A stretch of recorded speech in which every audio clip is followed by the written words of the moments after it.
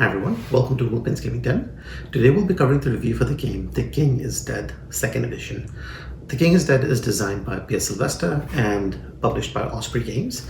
This is a reprint of the version that was put out a few years back. It has updated artwork, slight modification to the rules, but mostly the box, cover art, components have definitely been updated for this particular version right here. The game is designed for 2 to 4 players and it is expected to be played in roughly 30 to 45 minutes. In this game, effectively, the king is dead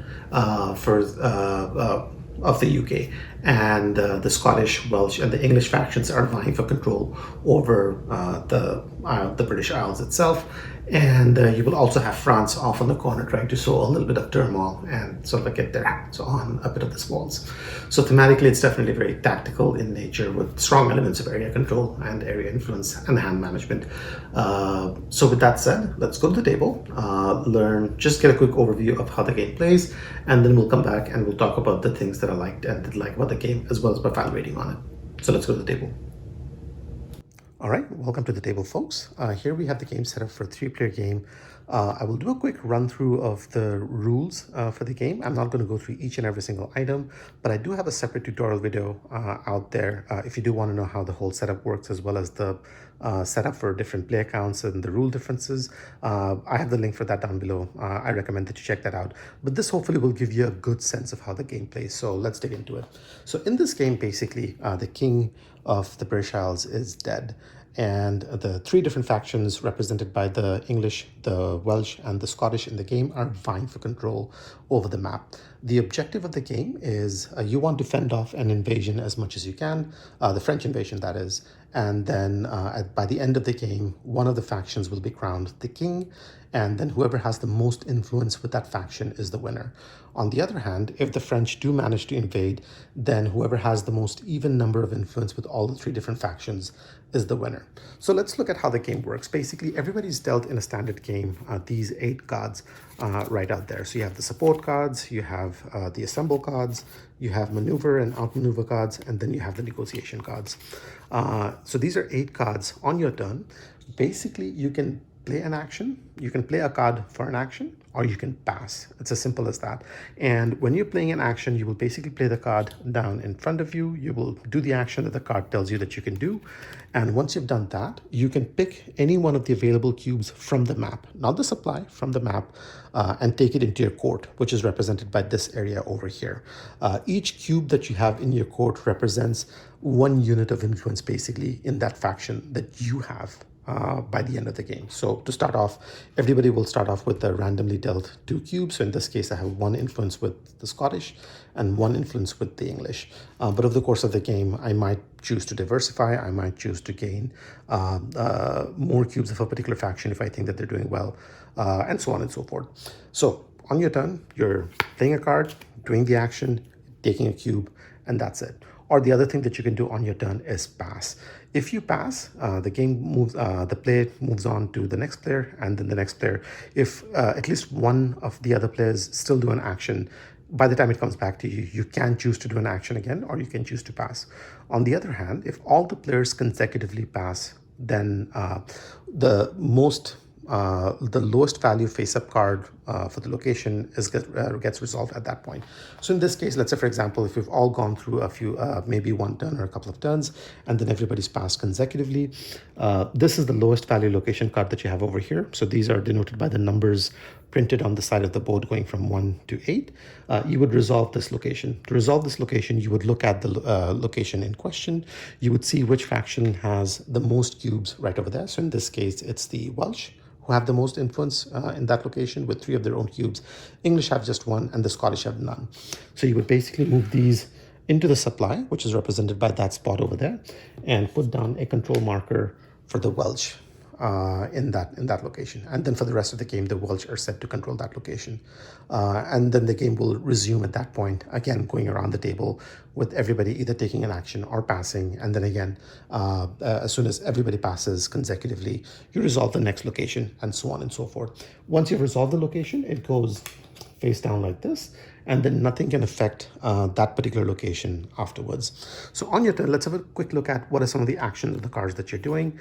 You have the Scottish, Welsh, and English support cards, which basically mean for the location, you can choose any one location that that faction controls and put down 2 cubes of that corresponding faction of that faction in a connected adjacent region right next to it. So in this case, if I play a Welsh support card and Wales as a control marker over there, I can take 2 red cubes from the supply and put them out either on one of these 2 locations or that location over there, because they're adjacent to a location that the Welsh control. There are other cards that will allow you to put down a set of cubes on any location of your choice. So they can be the same or different locations. These are the assemble cards. You can play a maneuver card where you can swap out cubes between 2 different locations, 1-to-1. Or you can play an outmaneuver card, which is you can swap out cubes between adjacent regions, taking one, putting it in the other location, and then taking 2 from one and putting it in the other location. And then the last card that we have here, Negotiate, allows you to swap 2 cards from the play area that are face up, that have not been resolved already, like this one, and that do not have a cube on it. And then once you've swapped those 2 cards, you can choose any one of the 2 cards you've swapped and put down your negotiation disc on it, which means on a future turn, nobody can play a negotiation card and swap that card out. So you're basically locking in the sequence in which that card gets resolved. So that's pretty much sort of like how the turn will go, resolving all these different locations. Now, if at the time of resolution, no specific faction has control of a specific location, instead of putting down one of the 3 cubes over there, one of the 3 colored cylinders over there, you will put down a cylinder from the French faction. So basically that symbolizes that French are able to sow turmoil in the UK, and they're starting their invasion in that particular location. The game end can be triggered in one of 2 ways. One, if all 3 control markers for the French are put out on the map, which basically signals an invasion has taken place, and so none of the 3 factions have been successful in crowning their own king. The French have invaded the British Isles. At that point, the winner is determined using this condition, which is in the event of an invasion, whoever has the most number of sets of these 3 different colored cubes is the winner. So you're going to look at these sets in front of you, and you want sets of these. So you want like an even distribution between the different factions. So if I had another red one over here, that would be 1 set. And then I would want another set and another set. So whoever has the most sets wins at that point. And then, of course, if that does not happen, and by the end of the game, all of these locations have been resolved, so the 8th one has been resolved, one of the factions hopefully has been successful in crowning the king, in which case that faction has the most influence over the British Isles, and whoever has the most cubes of that faction in their code is the winner. So that would be the coronation winning condition on that one. So that's it. Those are the 2 ways in which the king can end. Again, one thing that I'll quickly call out, you do get 8 cards. So it is very tactical in nature, because it's these cards do not come back to you. Once you've played it, it's basically for the purpose of gameplay out of the game at that point. So you're only really doing 8 actions over the course of the game. So it is very interesting to sort of like see how the distribution of your actions might be played out over the 8 different locations, as it were. It's possible you could play a lot of your cards very early in the game and have nothing left at the end, or play your cards at the end of the game and not really do a lot at the start, or mix and match between the different locations, as it were. Now, the game also, if you're playing the 4-player version in the game, it is a team variant where basically you're playing 2 versus 2. A lot of the other game conditions work pretty much the same way, but you win as a team in that instance. The game also comes with an advanced variant where you can play with cunning cards, which look like these. And the way that these will work is instead of giving out the standard 8 cards to each player, you're going to take out the 3 core support cards, so the English, Welsh, and Scottish support cards. These are going to be taken out, and then players will be randomly dealt 3 cutting cards from here, and these are going to be unique action cards that they can play with. So it adds a bit of asymmetry in the game between the different players in question. So those are pretty much the rules for the game. Let's go back and I'll share my thoughts on what I think about the game, things I liked, did not like, and my final rating on it. Welcome back, folks. Final thoughts time on The King is Dead, by P.S. Sylvester. Before I start my thoughts on the game itself, I just want to take a minute to quickly talk about the production quality. And it's a bit of a mixed bag for me because generally the components that you get in the game are top notch. The card quality is good. I love the artwork that comes in the game. It really evokes that sense of medieval times with knights and kings and whatnot. So it's definitely the right aesthetic that you want for a game like this. The map is lovely as well. It feels a little perhaps on the smaller side. Maybe could have had a couple of inches extra here or there, but generally it works fine. I have no objections to this at all. The table presence is okay. It is again a slightly more compact game, so keep that in mind as it were. But generally, love everything that comes in the game itself. The stock quality of the box is particularly quite strong as well. The one concern that I have with the component quality comes with the size of the box, and you don't really get a lot of different components in the game. It's a smallish board, just a bunch of cubes and discs, and then some cards, and they really take up very little space in the box. It does not need to be this big.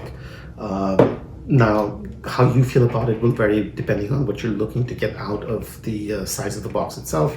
I, for one, value space. So for me, this is a box with a lot of dead air that could have been so much thinner and still have all the same components quality in there and still have had the same quality of box and components and whatnot. So it's something that for me would have been preferable. But on the other side, if you do want your game to have a little bit more of a table presence or shelf presence, as it were, this definitely would meet that objective. So depending on whether you like your boxes to be a little bit on the bigger end versus you want your boxes to be compact and economical, as it were, I think your feelings are going to vary a little bit. I wanted something that's a little bit more on the economical side, especially like I have a lot of games where they come in big, grandiose boxes. I mean, Gloomhaven, Dwellings of Eldervale, none of these are small box games. But I don't have any issues with those because they have components that fill them up from that point of view. So the size is warranted. But in this case, it feels like it's something that could have been done a bit differently, and I would have appreciated something like that. But again, your taste might vary, so you can make that decision for yourself. But I just thought I'd call that out. Having spoken about that, what do I think about the game? And I'll say this for upfront, and then I'll go into my reasons why. I love this game to bits. It is a game that is right up my alley. It is a game where actions are meaningful, where you really have to make sure that you make your actions count. Because as we had looked at earlier on, you only get a set of 8 cards over the course of the game, and so you're only really taking 8 actions over the course of the game. Now, this could have been a bit of a disastrous affair had it been the kind of game where you have a lot of dead turns. So if you have like 2 dead turns in a given game, that's like a quarter of the game that for you which was meaningless, and then you really have to use the remaining for it to prop up, and the experience at that point might have been questionable. Of course, if you have more dead turns, then even more so at that point. But it really doesn't happen. There's usually something for you to do, and as you get a few plays of the game in, you will realize that there are certain cards that play better earlier on in the game, certain cards that play better later on in the game, and you really want to make sure that you take advantage of that knowledge to make sure that you get the most out of all the actions over the course of the game. It is highly tactical in nature. It gives you that feeling of, you know how you have those games where you have like the big grand map and you're moving your pieces around trying to gain control of different locations in a very grandiose setting. It gives you a sense of that in a very condensed format. Now, I'm not saying that this gives you a sense of of a grandiose area control game, but it gives that meatiness of decision, and probably it feels a little bit more impactful because it's really played out in so much fewer rounds and so much fewer actions, that in each turn, as you're moving your pieces around, trying to get certain factions to have more influence, or certain factions to have less influence, or try to create deadlocks so that the French can come in and invade the UK, as it were. It really makes your actions meaningful in terms of what you're doing. And if you're looking for a game that does that, boy, is this it. This really does that very, very well. So huge props for that right up front. In terms of the flow of the game, again, the game flows quite well as well. There will be that occasional, downtime where somebody's taking maybe a couple of extra minutes to think through their actions. But again, it's understandable just given how much meaning goes into each one of the actions that you are taking. So, in this particular context, I feel like that I'm more than okay with that. And again, you also have to think strategically versus tactically. It's the game encapsulates strategy and tactics in a very, very strong way. Tactical nature is a little bit more easy to understand right up front, because obviously on your turn you're looking at the current state of the map, you're looking to see what you're looking to accomplish, and you play the cards and hopefully you get a little bit closer towards your objective at that point. But the strategic element drives a lot of that as well, because at the start of the game you're dealt out two of these cubes, which tell you how much influence you have on certain factions at the very start of the game. You might have two different cubes, so it's a little bit split up, or you might end up with two of the same faction cubes at the very start of the game. And then at that point, it's from that moment onwards that your shifting strategy for the game will sort of like start evolving. You might think that, hey, if I start off with two of these Welsh cubes, maybe I want the Welsh faction to do quite well. And then you start playing in a way that induces that as much as possible. But then again, this is public information, so the others around the table can see that as well, and that the others might try to clamp down on that, and they might be vying for their own factions, and then suddenly you realize that maybe the Welsh aren't doing that so well, and you might think, well, if I'm, in that case, maybe I want to shift my focus on getting a different faction to do well, and then try to get a lot more cubes of them. Or maybe I want to induce an invasion and have sort of like an even smattering of cubes in front of me. If at a certain point in the game I realize that I don't really have a lot of influence on any one particular faction, maybe I want an invasion to take place at that point. So I might try to create situations where there's a deadlock between different factions at the time of resolution, and then you start putting those discs for the French onto the map as well. And then of course, if you have sets of these, that works well for you. It doesn't work well for somebody who has a lot of influence on a faction that might be doing well at that point. The ebb and flow is pitch perfect, and sort of like how much of that is crammed into what essentially is a 40 to 45 minute experience. I mean, the game does say you can play this in 30 to 45 minutes. 30 minutes is really only if you're playing with it in a two-player game. If you're playing 3 or 4 players, you're really looking at that 40 to 45 minute mark, not because of how much there is to do in the game, but rather simply because people want to make sure that they, make judicious use of the limited actions that they have. I love that dynamic between the strategy and the tactic of the game, and how sort of like they interlock and play off of one another over the course of the game, and how your strategic focus will shift. The first time I played this game, I started off with 2 cubes of the same color, as I mentioned in that example, and I thought that I wanted them to do quite well. And then as the game went on, there was another faction that was doing well, and I tried to shift my focus on getting them to do well, and getting cubes in them as much as I could. But again, my opponents could see what I was doing, so they were playing off of that at the same time. I haven't played a lot of games where folks were successful in inducing the invasion from the French, because that's a little bit more difficult to do in a 3 or a 4 player game. It's potentially a little bit more possible in a 2 player game, where it really is 2 players and it's easier to drive a deadlock as opposed to the other player counts. But always an option. I've played moves where I wanted a location to be deadlocked, and you may not want the French to invade simply because you want an invasion. You may also want to do that as a means of blocking another faction from gaining control of the map. I mean, they sound like simple things, but it's one of those things where you have very basic mechanics, very straightforward objectives that are easy to understand, but they just work so well together, like a well-oiled machine. The game has that feel of, it's not a very old game, but it feels more like a classic than anything else, and I highly enjoyed it. I thoroughly recommend it. If you're so in terms of player counts, the game works at its best with 3 players. I feel. I think that's where the sweet spot is. It works well enough at 2 players as well. The difference between 2 and 3 players is very minor, but of course you are now playing. It's a direct tug of war between 2 as opposed to 3. The 4 player is of course the team variant. I enjoyed that the least. of the others, but that is just because of the kind of gameplay experience that I want.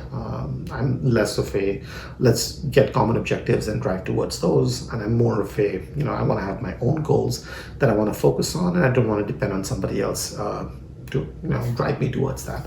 That's more of my thing than really anything to do with the game. If you're somebody who likes 2v2, this can work perfectly well for you. In that case, it is still a competitive game. So you're teaming up, but you're still playing a competitive game against another two players, and it works well enough for what it does on that front. In terms of how welcoming the game is to newcomers, it's a bit of a mixed bag because, again, the mechanics are simple. It's easy to understand. The objective is easy to understand as well.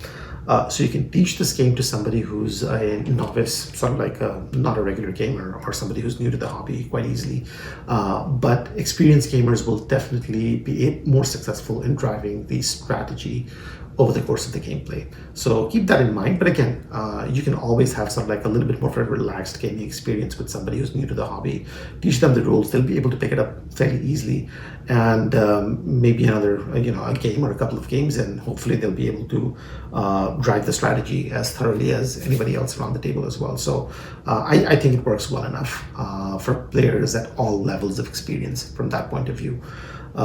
This is, of course, not a traditional Euro game, but I would say that just given how the mechanics work, how the hand management works, it's worth trying out regardless of where your core taste in games lie.